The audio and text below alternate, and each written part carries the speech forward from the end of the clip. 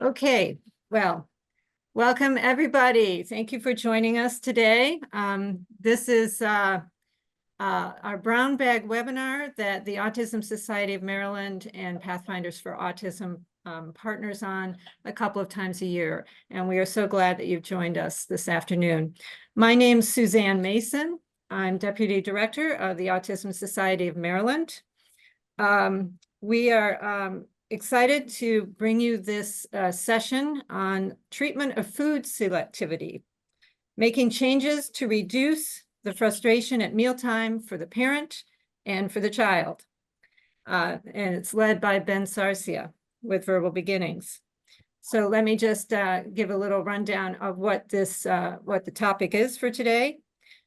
Food selectivity and refusal is common in children with and without developmental delay.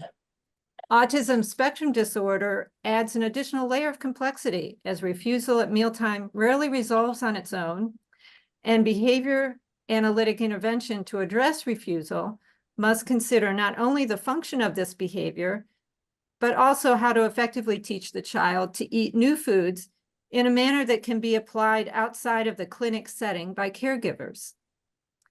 Success in developing appropriate mealtime behaviors considers the child's current food repertoire, skill deficits, performance deficits, learning style, physiological challenges, and the feasibility of implementation of intervention in the home, school, and community settings.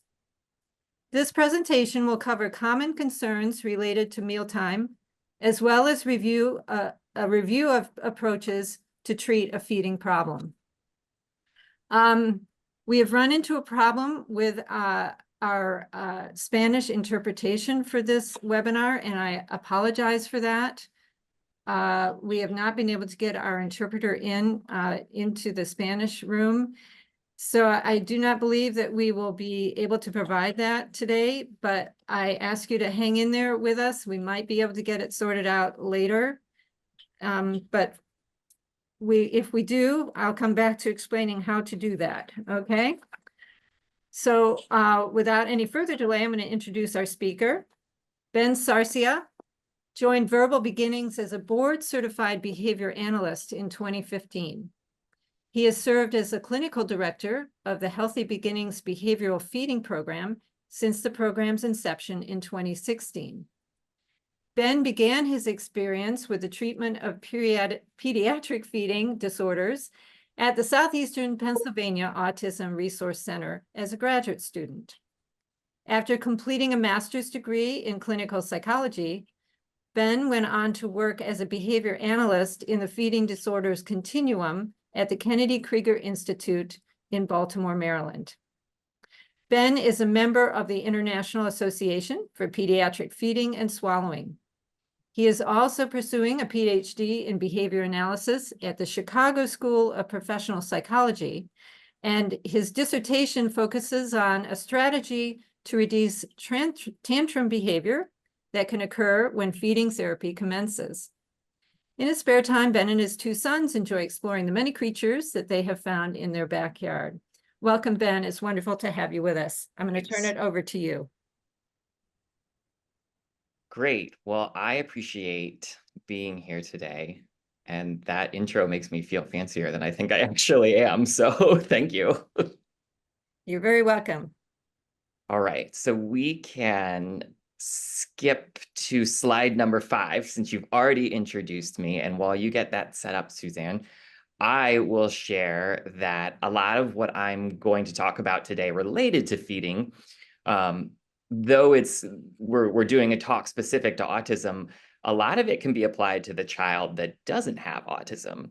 And I share that because I want people to know that when we apply these strategies that they work equally as well for children with and without an autism diagnosis. That is, there isn't a different strategy, though there are different considerations. Estrategia diferente entre las dos. Yep, you can move forward one slide.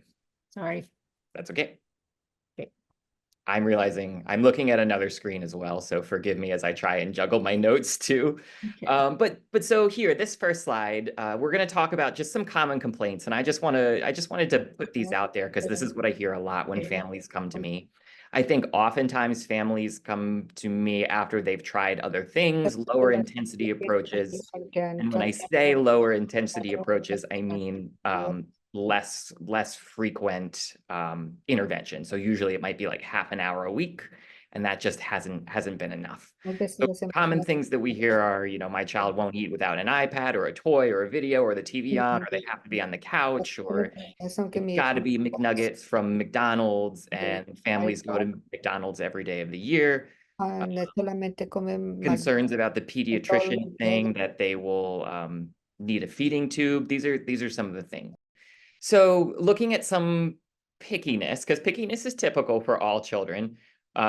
So that includes only eating a few foods when we look at what's beyond pickiness. So considering food selectivity a potential feeding disorder. And so this is where also we consider foods that are being refused due to the texture, the color, or the brand.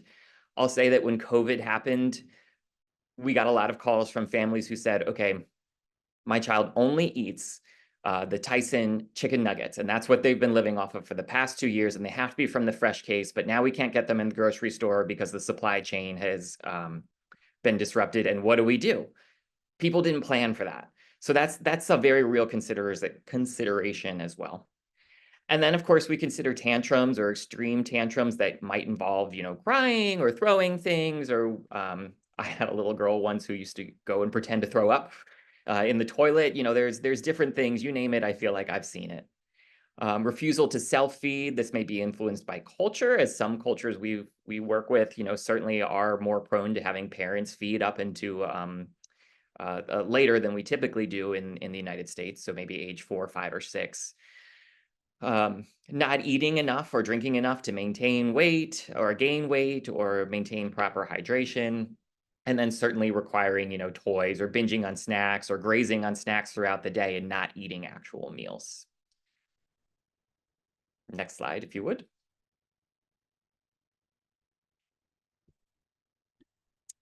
So then this is just a quick look at the types of food and liquid selectivity that we tend to encounter. So again, the texture, the food group, the color, the brand. Sometimes temperature matters. I'll say, I've worked with kids that will only eat room temperature foods. Years ago, I had a child that would only eat room temperature, and anything that was cold he would avoid, and it was because he had a dental issue. And though the dental issue had been corrected, he continued to avoid foods that were cold because he learned that by eating them, they had caused him pain. So he was afraid of those foods. And then, of course, we consider, preparation of the food, who the feeder is, the setting. I meet a lot of children, especially this time of year, who have started school, and caregivers discover that they won't eat at all in school, and that's a major concern. And then, of course, what type of utensils or cups or plates, if there are specifics, and then the perception of the food. Next slide. So then this is just a quick look at, in case you're interested, I'm not going to spend a whole lot of time on this slide, but ARFID is avoidant restrictive food intake disorder. And this visual comes from feedingmatters.org. If you're not familiar, it's a great organization that is dedicated to feeding issues. But so where ARFID is different from a pediatric feeding disorder is that it tends to be more of a psychological issue that impacts nutrition, whereas a pediatric feeding disorder tends to have a medical reason for it. So there might be a reason for disrupted eating for a medical reason. So that's the distinction between the two. Again, the treatment tends to be the same, though, of course, if the child has a medical issue, such as a swallowing problem, that's where we're going to want to make sure that we incorporate the proper providers as well. So if that's an ear, nose, and throat doctor, a GI specialist, and especially a speech and language pathologist. Next slide. So then considering autism, this is relating it right back to the diagnosis and insistence on sameness, having to eat the same foods. or drink from the same type of cup from day to day, in being inflexible, being highly restricted, difficulty coping with change. This is where I share, we meet kids who do have a tantrum when you change the cup that the milk is being presented in. I meet a lot of 8-year-olds that just haven't transitioned from a baby bottle, which is kind of scary. And that causes other deficits too, such as learning how to chew or proper lip closure. Certainly, we consider deficits in communication skills, and what we know is that the prevalence is really common. In the building that I work in, we provide a lot of early intervention services, and so while my job is in a feeding clinic, 76% of the kids that come here for early intervention also need us in our feeding program in some kind of capacity. So it's actually way more common than I thought it was when we started this program in 2016. Yep, next slide. So then, if you were with me, I think it was last week, I actually, through Verbal Beginnings, gave a nutrition webinar that we'll probably host again. And I think it's such a cool webinar to host because it's something that I had put together for a continuing education event for behavior analysts that really looked at the research behind different interventions related to nutrition or nutrition deficits that are specific to autism. What we do know is that it's really common that vegetables are refused by children with autism, but oftentimes the protein category is limited as well. And it might be limited to those McNuggets, the McDonald's chicken nuggets, and lacking in fish or other things that we would want to ensure a well-balanced diet with. We know that vitamins A, C, and D and calcium are lower than typically developing peers. We know that fiber and potassium is often insufficient. Constipation is a frequent problem. We know that GI dysfunction is more common with autism, and that can impact sleep. We know that difficulty with bowel movements and constipation impacts sleep, which then, of course, impacts learning and getting through the day. I think it's important to highlight as well that sleep issues tend to impact the whole family too. So oftentimes we find that we can work on diet as a potential strategy to address sleep issues and kind of help move things along that way. Noting here as well that as many as 25% of children with ASD have been exposed to a gluten-free diet. So that was a common intervention. It's becoming less common, but elimination diets are still out there. And so what we know about elimination diets, kind of summarizing really quickly here what the research has told us, is that they're truly only effective if your child has a diagnosed food intolerance or allergy or DI condition that would prescribe those kind of diets. So if you're thinking about eliminating dairy as a means to manage features of autism, you want to consult with a gastroenterologist first to really determine if that's necessary. The diets are expensive, and a lot of people don't realize that they can also impact nutrition and result in nutritional deficiencies. So you really shouldn't implement an elimination diet without the consultation of a registered dietitian, because it can have serious problems. Next slide, please. So I have added this slide in because I feel like part of my job is convincing people that, it's time to intervene. And I say that because there is a commitment. As I said earlier in the presentation, by the time people get to me, usually they're pretty frustrated. And I think that's a motivation in its own, but it's usually not a quick fix when we're looking at significant issues. So these are some of the issues that we've already mentioned. But I've highlighted this last issue, which is prevention. And it's not something that I used to talk about until recently, because I primarily looked at my job as providing a rehabilitation service. We would have kids who would come in. Sometimes they'd be 3 years old. Sometimes they'd be 8 years old. We also work with 16-year-olds in my clinic. And so often I would say, okay, well, what we're going to do is figure out what's the problem here. Why is it that they've stopped eating? Or is it that they never learned to eat? Because certainly we have kids that are liquid dependent. We have kids that have never learned to chew food. We also have kids that are on a feeding tube and have never learned, they've never had actual food in their mouth. But that's where this prevention piece comes in, because we meet kids too who are at risk of serious issues. They're at risk of dehydration. They're at risk of nutritional deficiency. And I think it can be hard as a caregiver to prioritize what's important. And I think a quick example here is of a child that I met who started in our early intervention program. And he was 4 years old at the time and had a terrible diet, and he wasn't pooping and he wasn't sleeping. Now, the parents came to us as a provider first because they wanted the child to learn to talk. And his classroom was actually next to my office at the time.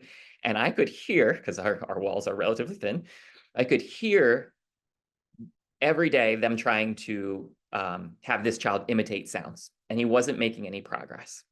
So the family also decided that they wanted to work on nutrition. And so he entered into our feeding program and actually very quickly learned to eat a variety of foods.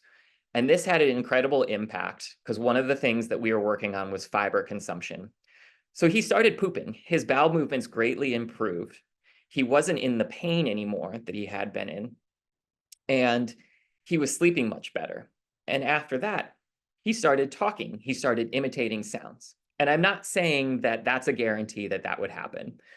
And I'm not saying that he was immediately conversational either. But where I highlight this example is that he was learning, and that was because his diet improved. So we prevented him from having way more difficulty. We were able to prevent, future instances of pain. We were able to prevent this kid from being at risk for a feeding tube later on. And I think that's really just something that I want to really highlight here and emphasize. Thank you. So when a family comes in and they've got an issue, the first thing we really want to consider is a medical assessment. We want to rule out any kind of medical issues first. If you're considering any kind of intervention, whether it be with a behavior analyst such as myself or speech or OT, you want to consult with a pediatrician and see if you do need to consult with a gastroenterologist, a GI, or allergies, an allergist to assess any kind of food allergy or intolerance. You may also consult with a speech or an OT who is skilled in feeding issues to determine if swallowing is an issue. I can tell you that I have worked with kids where we couldn't properly assess swallowing issues until we started behavioral intervention because they wouldn't allow any food or liquid in their mouth. And that once we started, we identified that there were problems, and that's where we've had to pause our intervention to refer out to the appropriate provider. So sometimes there is underlying pathology that can't be identified. But then, there's a difference between if the child cannot do it and has a physical issue or a skill deficit, and if they do not do it. So the latter being that they're fully capable of eating, but for whatever reason, they've decided that they're not going to. So we want to evaluate the mealtime history. We want to also rate the refusal. Is it pickiness? Is there selectivity and we want to make improvements? Is it more of a moderate impairment where an entire food group has been eliminated? Or is it something that's more severe that should definitely be prioritized, where we're looking at a failure to thrive label in which the child's not gaining weight, they're not maintaining weight, they're not growing the way that they should be. And as I've already said, impact on the stomach, such as bowel movements. And if the child is, continuing to eliminate things, or if they're eating food for a period of time and then, just kind of suddenly stopping eating those foods. You can move on to the next, please.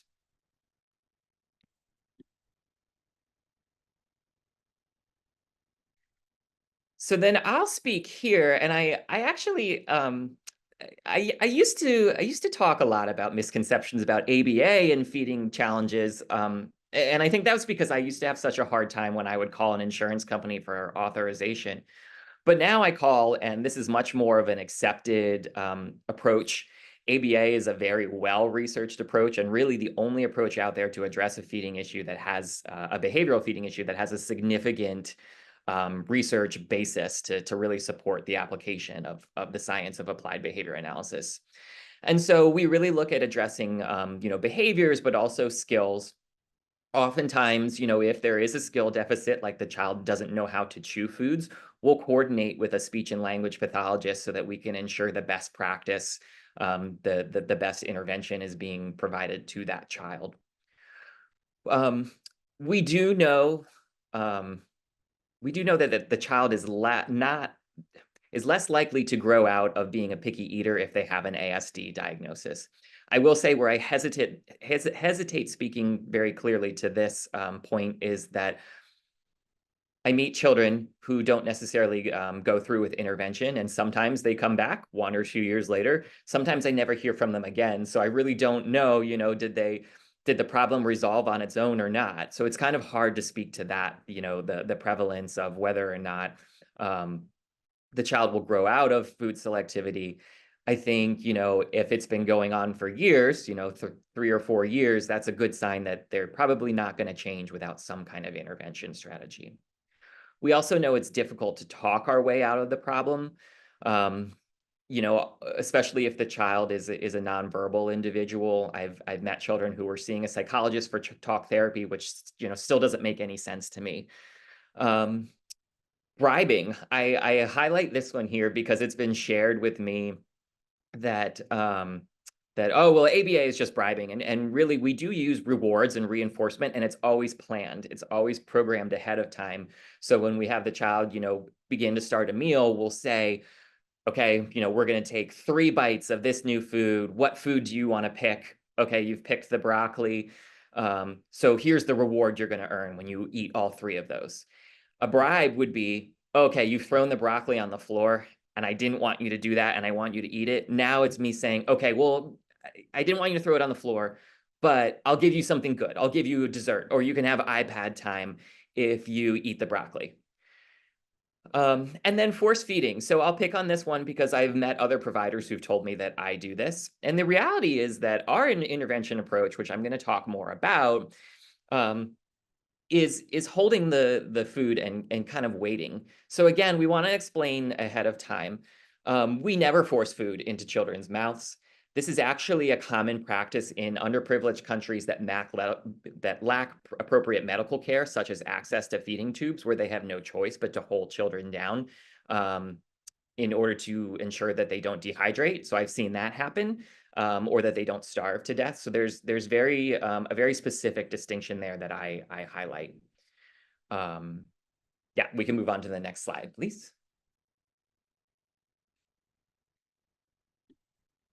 So I like to talk about alternatives to ABA as well. And Suzanne, there's actually a second column there if you want to keep clicking through. Yes. So there's alternatives here. So OT and speech are also common providers of feeding therapy. So looking at both of these disciplines, again, just like you would if you were looking to consult with a behavior analyst relating to feeding issues, you want to make sure that the person has proper training. I can say that not all OTs, not all speech therapists, and not all BCBAs have that training. In the world of applied behavior analysis, there's really not very many of us that do. And so that's where having that expertise comes in, and having, in my opinion, having that experience working with interdisciplinary teams is really important. But we do consider things like oral motor skills, if the strategy is blending foods together, if it's looking at the seating, manipulating the texture, or even sometimes we've had kids with swallowing issues where the SLP has prescribed that that we work on thickening the water because the child doesn't have the appropriate ability to be able to swallow the thickness of water because it's considered to be a thin liquid. And that's where co-treatments together between disciplines can be really valuable. So you can go to the next slide. But so what we want to know is if these interventions can really be used to address the function of food refusal. And I'm going to talk more about function in a second here. But this is where ABA comes in, and what sets ABA apart, and how ABA has been demonstrated to be so effective. So there are 4 functions of behavior that we consider in the field of behavior analysis. Whether you agree with it or not, this governs the entire world of living things, including animals. Things like, let me back up. Things like plants, no, that doesn't fall into this. But there's essentially 4 functions of behavior. So this is where we look at, is the behavior occurring to gain attention? So I'll give an example here because I feel like this is what really illustrates it. I had a child years ago who had 4 siblings. She refused to eat at dinner time. Parents were very frustrated, but what happened when she refused to eat was that her mom would sit next to her and feed her. So this child was very smart and learned, I'm competing for my siblings' attention. So by refusing to eat, it's a guarantee that I'm going to get my mom's attention. So that's a very real situation to address. For a lot of our kids we meet, escape is the biggest function. We may never know why. We've had children who have had a traumatic incident, like a choking incident, or like I explained the issue earlier about the child with the dental issues, avoiding cold foods, where escape was very motivating because of a fear or a pain. We've had kids where we suspect that teething was an issue, where eating was paired with pain during that time, and that parents saw when teeth were coming in that the child started to eliminate foods that they were eating. And then the child, had narrowed their food variety, and then that just stuck that way, that they just stuck to eating the foods that they were comfortable with. A lot of kids we work with, we never know. I've worked with kids with autism that are a little older and are able to tell us, who have said, it's the packaging, and if the packaging changed, then the contents, even though the contents inside of the packaging is the same, and I know it's the same, but the packaging on the outside is different, and therefore I won't eat it until it's back to the way it's supposed to be. So that gives a little insight into that kind of thinking, though I'm sure there's plenty of other reasons out there that I just have no idea about yet, and hope to learn more about. And then, of course, there's the idea of access to desired things. So whether this is food, or if it's toys or videos. I've met children where they've learned, if I refuse to eat, somebody's going to turn on the TV, and that makes me happy, and that's what I want. I've seen kids who have said, I'm going to refuse to eat, and parents, go out to McDonald's, or they make the pizza that they want, or whatever it is that the food that they're eating. And I think in that case, parents are certainly not to blame, because you can't let your child starve, right? And I think, being a parent myself, there have been times where my kids are pretty good eaters, and I sit there and I'm like, well, you really need to eat dinner tonight, because I don't want you to wake up in the middle of the night, because that's going to impact my ability to get through my day tomorrow, because I like my sleep. And then there's also an automatic function, and this is where people might lump in that sensory category. And I'll pick on sensory for a second, because that, in my opinion, is a buzzword that's been thrown around like crazy, and I can't stand it.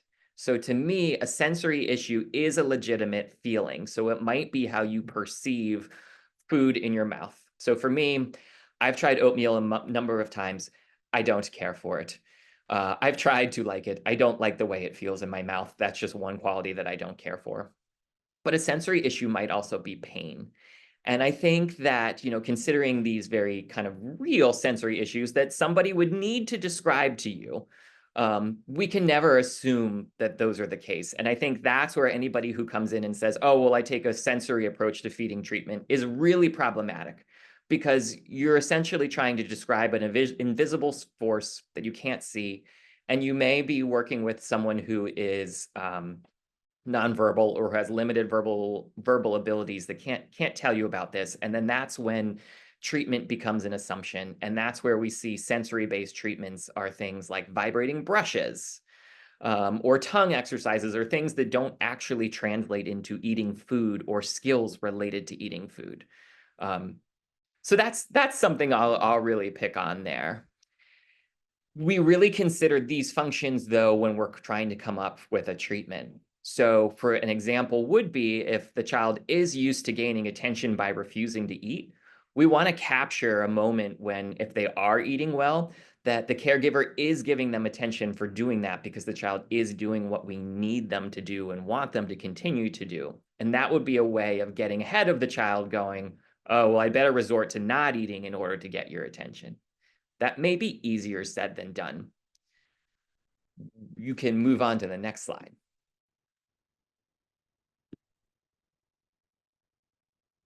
So then I'm moving through these kind of quickly because I want to make sure we cover everything in the time that we have. I could probably give this talk over the course of 2 hours, just so you know. But reinforcement. So again, not a bribe, but this is where we're planning ahead of time. And this is a change that you can make at home that I think is really important. But basically, reinforcement is anything added. So this is positive reinforcement, or something that's removed is negative reinforcement in order to increase a behavior. Reinforcement always involves increasing the behavior. So in the example of feeding, when the child takes their bite of broccoli, and let's pretend that broccoli is our target food that we're hoping to convince the child to eat more of, that we're going to use reinforcement to do so. So if that's a toy or a video or attention or bubbles or a puzzle, or we have some kids who can earn tokens towards a reward at the end of the meal, we want to make sure there's something clear, something tangible, something that they're earning, that is really teaching them, really showing them, hey, you did a good job and you're earning something. I've had parents say to me, well, my child should just want to eat the broccoli. And they might in the future, but if they're not, and you're having a hard time getting your child to eat any vegetables, or they've narrowed themselves to only a few foods, or they're not eating in school, or you name the feeding issue, that's where we need to look at these other forms of reinforcement, these other motivators, as a temporary strategy to try and increase that motivation to want to take those bites. What we know is that oftentimes with a new food, or even foods that your child probably used to eat that has eliminated from their diet, that that oftentimes it's more motivating to get out of eating those foods. So that can be challenging to find the right reinforcer. And then other behaviors that we do consider at mealtime and using reinforcement for would be swallowing bites, or chewing and swallowing bites, hopefully not swallowing bites whole, because that would be a whole new problem that then we would have to address. Self-feeding, using utensils, remaining seated at the table, eating in a reasonable amount of time. In clinic, we target half an hour as our ultimate goal of we want to have a meal in 30 minutes or less, which may be impacted by the child's skills or abilities, or if they're on a feeding tube, and or if we're really worried about every calorie. And then other skills like drinking from a cup or a straw, or a new kind of travel cup, or things like that. Next slide. But so as I was saying, and especially true with autism, is that it can be really challenging to find the correct reinforcer or find something that's motivating. And I'll give an example that I feel like was a really clear example for me, and that took some persuading on my end to convince these parents. So basically, the child was an incredibly smart child, and had figured out that not eating was a way to get attention and also escape eating foods. So we worked on that attention piece and getting the parents to deliver more attention. Admittedly, it was during COVID when so many of us were at home and trying to figure out, how do we work and watch our kids at the same time? I only had one kid at the time, thankfully. But that was a lot, right? So this child figured out, hey, I'm home with mom and dad, they're trying to work, so I'll stop eating. But we wanted to include some kind of reinforcer as well, and the parents insisted that the iPad was the only option. Their drive to our clinic was 45 minutes, and so to entertain the child in the car, she had access to the iPad, and they also gave her access to the iPad on the way home. We could not convince them otherwise, which is something that we had tried on day one, which was, if you want to make progress, you've got to limit the access to the iPad. There's got to be a reason to motivate it. And if your child's earning it for free, they're not going to come into the clinic for meals and decide that they're going to want to eat. And then bigger problem is that when you're doing this at home, when we're ready for that, and it's dinner time, that if they're going to get dinner or the iPad after dinner anyway, there's no reason to actually eat dinner. And I would say we got into treatment probably 3 weeks in and weren't making progress before we convinced the parents, you've got to cut off access. And when we did, we saw a very clear difference, because the child really wanted that iPad. So then I think it's important to always consider what's the right thing. And I'll pick on the iPad, of course, because so often that's That's what's identified as the easiest thing, but it may not be the most motivating thing, though there are some cool options there. I have also been in pediatric feeding disorder treatment long enough. I'm going into my 16th year, which is really exciting. But back then we used to have like the videotapes. There wasn't iPads, and we'd like roll in the cart and everything. So throwing it back there. But then there's also competing reinforcers that we need to consider as well, which is, sometimes we'll have a kid where we've thought we've identified the right toy or video or puzzle, or, even if it's access to the playground or something, and there's self-stimulatory behavior that occurs. So if that's hand flapping or humming or something like that, so those could be hard.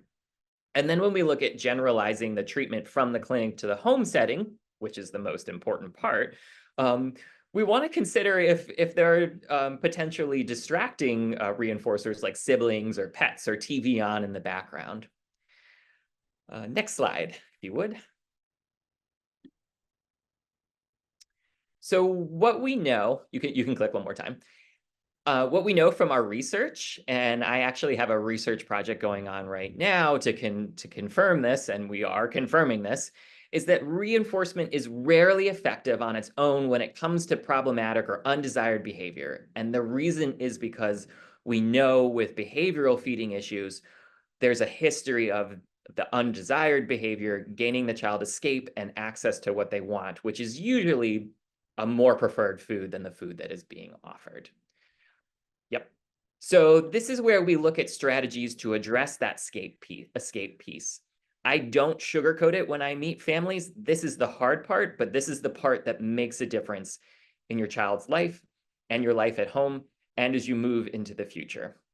So a common strategy is called non-removal of the spoon or the cup. So this is what I was referring to earlier when we wait. And what this typically looks like is that, we always give the child the chance, assuming that they're old enough and they have the appropriate prerequisite skill repertoire, but we always give them the chance to take that bite or that drink on their own. So we put it in front of them. We give them a clear prompt, take a bite. We usually give 10 seconds for them to do it by themselves. And if we don't, that's where as the feeder, we would hold up that spoon or that cup and we would simply wait. So what we usually see is some challenging behavior emerges, especially if the child is used to just kind of getting up and walk away. And now here we're in this clinic setting with different people who are not mom and dad, which there's an advantage to that usually. But it can be harder. And we might see a child who is completely mad at us, and that's okay. And I think that's where it's really important to establish up front the rules of, well, when you take your bite, you don't get to play, but otherwise we're going to wait. Typically, we wait 10 minutes and then we take a break. It's a gradual way, and we look at capturing success as a gradual process. So it might be that the goal of the first day of treatment might not be to eat any new foods at all. We might just want to establish the rules with foods that the child already eats, or we might use a completely empty spoon just to establish, okay, if you allow the spoon into your mouth, then we'll practice doing that and earning reinforcement and getting to play and having fun. And it really helps establish rapport between the therapist and the child. Typically, we don't allow parents into the room. We set it up so that they can watch, because oftentimes we see that reactive effect between the child and parent because the child is used to that history that they have with the parent, and that can really interfere with treatment. But what we know is that we absolutely have to incorporate parents, caregivers, nannies or au pairs, teachers into treatment for there to be the most success, which I'm going to talk more about in a second. We also always have a plan. So if there is challenging behavior, I'll just give an example, and I guess I laugh because I've seen so many things, but like I've had plenty of kids throw spoons at my head, and I always have like another spoon ready. Like we always have a plan. There's always a backup plan. So if that spoon goes flying across the room, then we're just going to get another spoon and we're going to try again, because we don't want those behaviors to serve a function of getting the child to get out of eating. And we might also practice other behaviors too, such as appropriate requesting. So that might look like, okay, I don't want to take that food. I don't want to take a bite of that food. Can I try a different food? Some kids, this can be a really cool approach. Other kids might say, I don't want to have anything to do with any of the foods. All things that we'll work with when we get to it. I think something to be prepared for from a caregiver perspective is that, you know, it can be an emotional process for the child. I always describe it as we're coming up with a new routine for mealtime. We're taking the existing routine, which presumably is not functional because otherwise you wouldn't have gotten to us. We're taking that routine, changing it, teaching it to the child, tailoring it to the child, making it specific to the child, and then teaching it to the parent so that they can also implement that routine at home. And what we see, especially with our kids with autism, is that at first, there's usually some discomfort with changing that routine, but once they learn the new routine, they actually like the new routine better because it's predictable. That's really important. So our next slide here looks at parent training. This is really the most important piece. What we know is that through no fault of the parent, the child has trained the parent. And this is where we do get parents who come in and they say, I'm sure it's my fault. And usually it is, but not because you did anything wrong. You've done what most parents would do. And again, this is true for children with autism and children that don't have an autism diagnosis and are considered to be typically developing, where we see these things have happened that for whatever reason that the child is engaged in these behaviors, oftentimes the parent hasn't known what to do, and then it's just kind of spiraled out of control. And that's where I've had parents who find themselves making a pizza in the middle of the night because the child has insisted upon it and they don't know what else to do. And the child has learned, well, I'm going to keep asking for that pizza because I got it when I wanted it.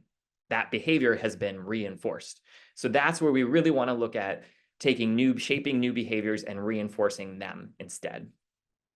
So parent training in my program, I typically starts with doing observations. So we might have a child in our program for 4 weeks, or it might be 8 weeks. They usually come for a few hours at a time. And that by doing a few hours, I'll just share, it's really helpful to make the process gradual. And then that way it's not overwhelming of, hey, you've arrived, it's an hour by the time we've prepped the food and gotten into the room, we only have 20 minutes to work on the food. And then there's a lot of pressure and a lot of stress. But we typically start with parent training by having parents, observe, 1 or 2 times a week. They can come more often if they'd like to. And then towards the end of the admission, when we've figured out a good plan and the plan that works for the child, that's where we have parents in the room and they start implementing it so that they can then, once they've had enough training with us, go and implement it at home. It takes time, but I'll share if you're already putting time into making a separate meal for your child, if you're putting time into sitting there and spoon feeding them, it's just reallocating your time. And I always look at it as putting in time to establish a new routine as a part of feeding therapy, as hopefully a temporary process that, it might be a few months, and hopefully that 2 years from now, you're not still going, oh, meals are taking an hour because we didn't do anything about it. So let's quickly talk about some strategies that can be applied at home. Looks like we've got like 10 minutes, so I think we're good, which is good because I'm good at talking too much. So the part that you've all been waiting for. So the most obvious is that you can continue to present new foods. I think it is helpful to increase that exposure. So I'll give a quick example of a clinical experience I had, which was a child that went through a sensory program, a hospital-based sensory program. He did 6 weeks of all-day therapy that was basically an exposure program that was like, just get used to being in the room with the food and then tolerate like touching the food, holding the food. And this part is where it gets a little weird for me, is that the food was like supposed to go up to his arm. And so when he discharged from the program, he never actually ate any of the food because he didn't make it to that step. But the step that he stalled at was that he would put the food on his shoulder. It didn't work. But was really cool, and where I see the value of that kind of approach, though, again, he missed a lot of school over the course of 6 weeks to get to this point, is that continued exposure to new foods. And this is why I would encourage you to do it at home, that when we said, okay, it's time to take a bite of that new food and here's the reward you get, he didn't have a problem with that. He was pleased that there was a rule being applied that ended up with something good if he ate the food. Whereas we have other kids who haven't had any exposure to the target food that we're working on, and they're like, oh, I'm going to throw that food across the room. This kid was already used to it, so that was helpful. So again, you also want to set clear rules before you start the meal and don't change them. This is where people get into trouble, or if there's negotiation, which is further down my slide here. So, if you say, okay, the rule is we're going to try 2 bites of the broccoli tonight, and then you can have video game time. And then you start the meal and the child goes, well, I'm only going to take 1 bite, but what if I only take 1 bite? And the parent says, oh, okay, only 1 bite then. Don't do that, because then your child's negotiation is just going to keep on happening and you're never going to make the progress that you need to make. Very rarely does negotiation end up in a good thing, or at least in my experience in the mealtime context. I think it's also important to set a meal schedule or a snack schedule, especially if your child is used to grazing. So I meet a lot of families who say, well, my child doesn't eat very much and I'm worried about their caloric intake. So I'll just kind of leave the food on the table and the child comes back to it throughout the day. Or, it's sitting on the coffee table and they kind of access it whenever they want. But when the parent brings out a meal, the child's kind of got this, they're not in this state of hunger. So it is helpful to limit foods at least an hour before mealtime. And I would say, limit heavy liquids too, like milk, because that can be a barrier as well to making that progress. I note here that you should offer new foods in the morning. And I just share that, that's not every kid has an appetite in the morning. But if your child is on any kind of appetite suppressing medication, that's something to consider. I think it's important. I think morning is a good time. We don't offer evening hours for feeding therapy because it does not work. And I say I have had so many parents who say, well, I want to come at dinner time. And no, it doesn't work because the child has had breakfast and lunch and snacks throughout the day. So when we bring that new food at dinner time, what we've seen happen is the child says, I've already gotten enough today. I'll wait till tomorrow rather than eat that food. So I do think morning is really helpful. Reserving a reinforcer. So again, I shared that example about the iPad, but if there's something special, you don't necessarily have to go out and buy something, but you want to reserve something that's special and something that can be given immediately. I've seen the mistake of people say, oh, well, okay, you can, if you eat 3 new foods this week, we're going to go to Disney World. It's like, when? Are you really going to go to Disney World, when that happens, when the child eats the 3rd food? Because you need to be able to deliver that reinforcer immediately. And then start small, 1 bite. So don't, if your child takes that 1 bite, don't punish that. And by that, I mean, what can happen is the parent is so often so excited that they're like, take another bite. And the child goes, no, I'm not going to do that. And then the next time the parent offers that food and they're like, well, remember you took that 1 bite, and the child goes, no, because you wanted me to take more bites. And I wasn't willing to do that. And I don't want to be under that pressure again. So start small, 1 bite, capture that success, and then maybe at the next meal, so perhaps the next day, try that 1 bite again. And then maybe at the next meal when you present that, then try 2 bites. It's okay to make that progress gradual. If you find that strategy is not working or you're seeing a lot of problem behavior, that's where I would consult a feeding therapist to come up with a strategy. And then also refrain from making assumptions. So I share this here because I have had families say, well, my child used to eat this and they don't like this anymore, or this food is orange and they don't like other foods that are orange, so I'm not even going to offer it to them. Or I've had parents who've asserted their own preferences, and it's really best to not discuss preference at all, whether it's yours or the child's. So I think a really important kind of small detail is that if your child is willing to take that bite of new food, don't ask them if they like it.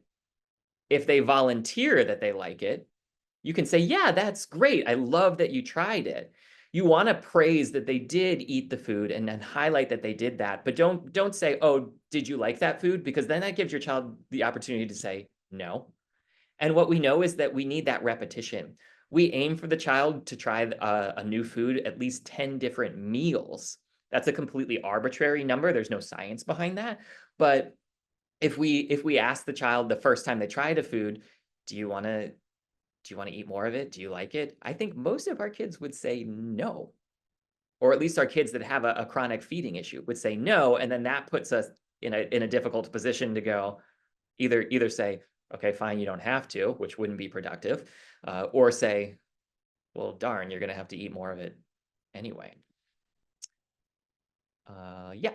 So when to prioritize, and again, this is a really important slide. Things here to consider are, if your child has a nutritional deficiency, or you're worried about it, or you're worried about growth, if you're dependent upon Pediasure and you're not getting off of the Pediasure, if learning is being impacted. So I'll say here, recently I've had a number of families say, oh, well, school said they didn't think it was a good idea for my child to do feeding therapy because they might miss some school. And I sit there and I go, yeah, but if your child's feeding issue is then impacting their ability to perform in school or the ability to meet IEP goals, what are we doing here? Where are we going to end up in a few years? Where is your child going to end up in the future? So that's a real consideration to make. I think travel is something to highlight upon that I haven't yet in the few moments that we have left, is that I meet a lot of children who families don't travel, or they can't travel, or they pack all of the food. I had a family who was just traveling internationally and they packed a whole suitcase full of frozen food items, which I hope they made it to their destination with them still frozen, but because they had to pack items that the child would eat. I had a family recently where the child would only eat boxed Kraft macaroni and cheese, and they were going to book a hotel room for a 3-day trip. And they told me that they realized they had to book a hotel suite because they needed the kitchenette to prepare the food because there wasn't anything that they were going to feed the child other than that, because the child wouldn't eat anything else. These are really serious considerations, and this is where feeding therapy is so important. And then this last slide here, I just wanted to show, and I know that we kind of have some people from all over, I think, but most of our people, since this is a Maryland event, most of our people are pretty close to a feeding program, but I just wanted to show how rare interdisciplinary comprehensive feeding programs are. So I put myself there as the number one. So that's where I am, in Columbia, Maryland. And you can see there's the Kennedy Krieger Institute in Baltimore. There's the Hershey Medical Center in Central PA. There's Children's Hospital of Philadelphia, but there's really not very many. And I know that there's some others out there. I know there's one in California, and I can't remember where it is. But these are highly specialized programs, and I feel for people that are in Idaho or Colorado or even in Texas. I got a call from recently because there's just not a lot of access, and that's really unfortunate.